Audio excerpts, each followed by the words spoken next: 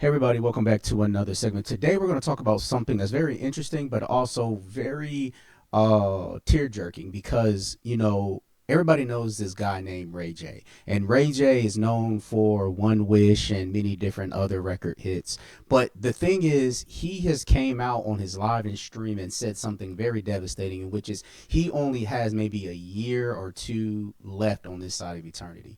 But we also want to address what his response to that news is and what can we extract from the situation as believers. But please like, share, subscribe. Just hit the like button. It doesn't cost you anything, right? And I'll be grateful for that. But hey, without further ado, let's go ahead and get into it. Whatever it is, I did my part. You know what I'm saying? And I'm trying to make some more before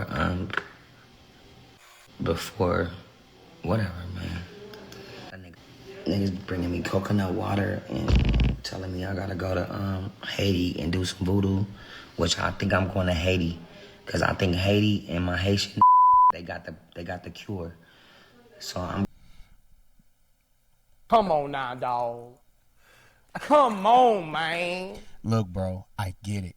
I get it, man. It's devastating, and you want to do everything possible to try to stay on this side of eternity. So I'm not looking down on you. But brothers, I am telling you, and sisters, I am telling you, that is not the way.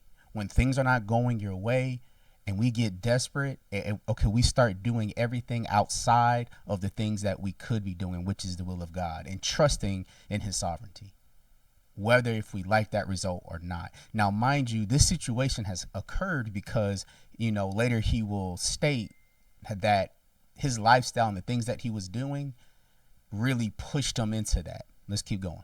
I'm going to Haiti in 2 weeks, and I'm gonna stream it. I'm gonna do everything. Hey, real quick, I'm sorry. Put that joint on mute. I'm gonna say it one more time. Put it on mute. I even suggest that y'all don't even watch it. But if y'all do watch it, which I'm probably gonna have to cover it, that joint gonna be on mute because they could be saying some type of chants, rituals, and all that other stuff, bro. That's a whole nother topic. But come on. You know why? Because I thought I was a bigger I had more weight. I could handle all the drugs, I could handle everything, but I couldn't. My up, and it curved my time here. It curved all my time here. And this is the thing, y'all. We cannot think that we're invincible. Okay, we can't think that, treating our bodies like crap and putting just anything in it, we were still going to be able to live on this side of eternity because modern medicine allows us to. No. There's certain things that modern medicine cannot fix. They can just sort of curb the time of death a little bit, but at the end of the day, we got to take care of ourselves, especially us believers. We should be the most healthiest people. Now, granted, because we live in America, there's so many temptations out there, and processed sugar is so addicting. It's literally a drug. We have to be very mindful of what we do to our bodies. And this is a rebuke to myself, right? And I'm getting back on track, and I've been getting back on track. But this is something that we need to take serious because this is our vessels. These are the vessels that God uses, and we want to be working at optimum level. And again, you clearly see here where Ray J, and I hate to hear this, that he thought all the drugs, all the alcohol, all the late night craziness, debauchery would never get to him. Again, thinking you're immortal. Man, it ain't gonna be me. I can handle that, bro. I can handle that. And then it hits you, playing with the devil. And it's one of those things, bro, we gotta stop thinking that way and think, bro, hey, anything could happen, and I need to take this seriously. You know what I'm saying?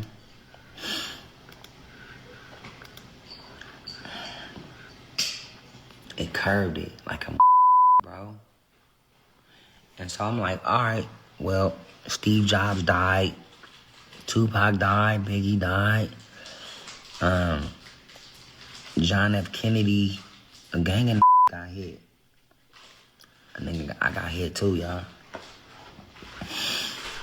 So pretty much he's trying to compare himself to a lot of prolific people in American history. Now, granted, a lot of people that he described, the Tupac, Biggie, all these people, those people that alone died because of certain lifestyle choices. Now, granted, they couldn't control that somebody came and tried to do a drive-by on Pac. But the reality is you are in a hostile environment 24/7. And then on top of that, Pac did make provocative music to provoke certain actions from the other record labels and vice versa, right? So we can't sit here and act like if you live by the sword, you ain't going to die by it, right?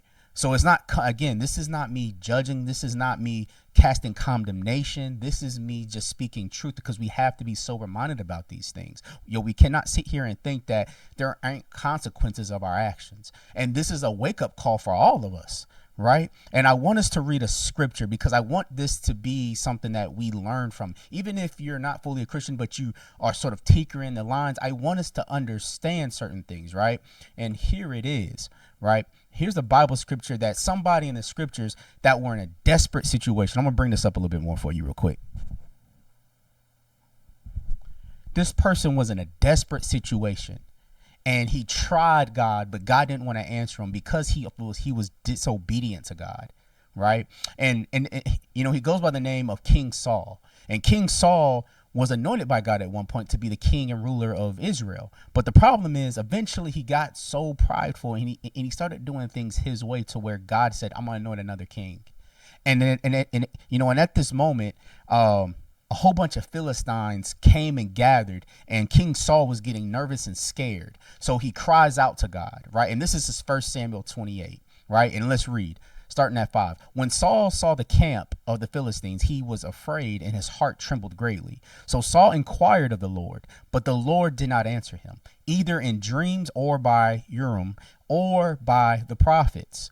Then Saul said to his servants, find for me a woman who is a medium, so that I may go to her and inquire of her. And his servant said to him, behold, there is a woman who is a medium in Endor.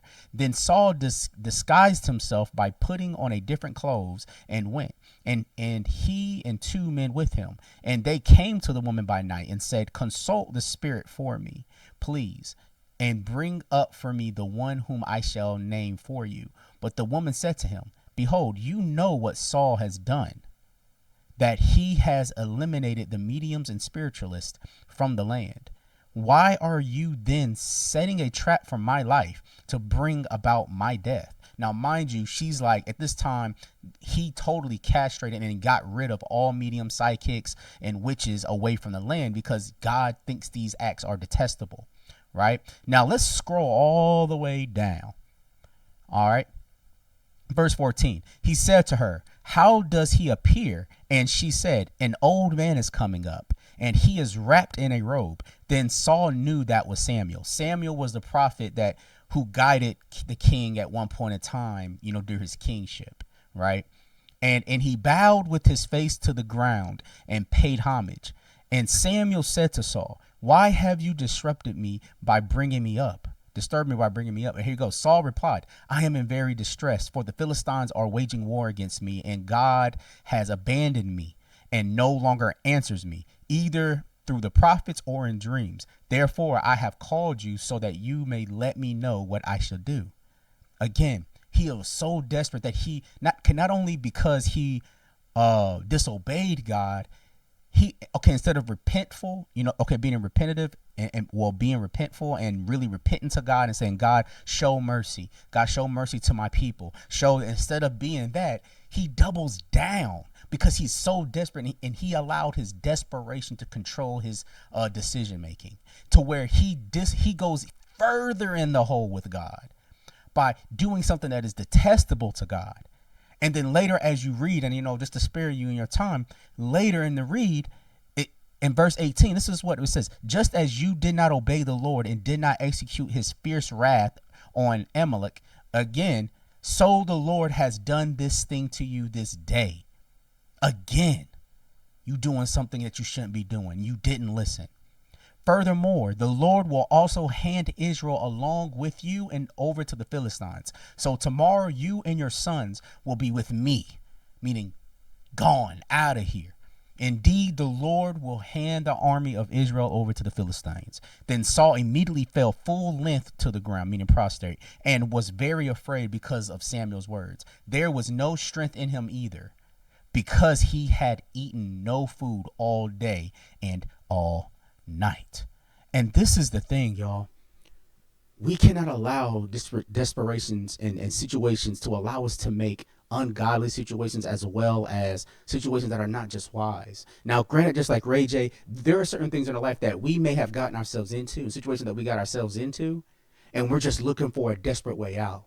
And instead of digging ourselves further in the hole, just do the right thing by repenting and accepting the consequence that God allows in his sovereignty. And that is better than digging yourself in a hole. So, y'all, I pray that Ray J comes to Christ before anything happens. And I pray that he doesn't go see this medium and he knows the true living and resurrecting power of Jesus Christ. But y'all let me know in the comments, man, is Ray J tripping or am I tripping? But hey, until next time, man, you never know. Grace and peace.